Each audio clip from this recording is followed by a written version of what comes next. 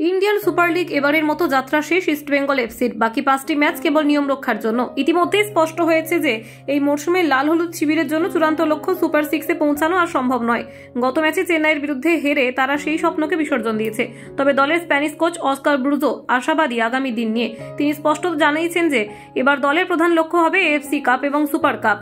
মশাল coach Oscar Bruzon সাংবাদিক সম্মেলন করে বলেন, আমাদের পরবর্তী লক্ষ্য এএফসি ও সুপার কাপ। আমরা শুনছি সুপার কাপ হয়তো হবে না, তবে সুপার কাপ না হলে ফেডারেশন বড় ভুল করবে। যদি সুপার কাপ অনুষ্ঠিত হয় তবে চ্যাম্পিয়ন দলকে এএফসি চ্যাম্পিয়ন্স লিগ 2-এ খেলার সুযোগ দেওয়া হবে।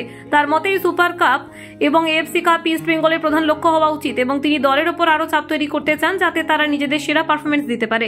চেন্নাই ম্যাচে কিছু খেলোয়াড় যেমন সাউল ক্রেসপো, নিশু কুমার, আনোয়ার আলী দীর্ঘদিনের চোটের পর মাঠে ফেরেন।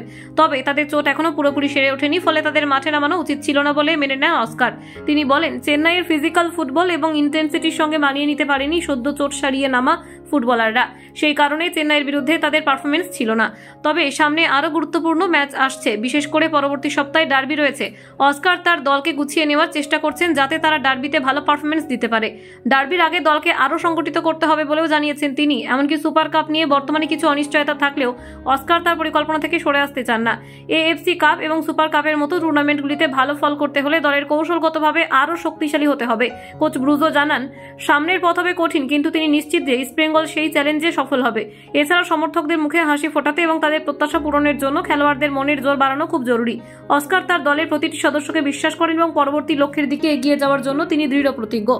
Bureau report, Kolkata 24/7.in।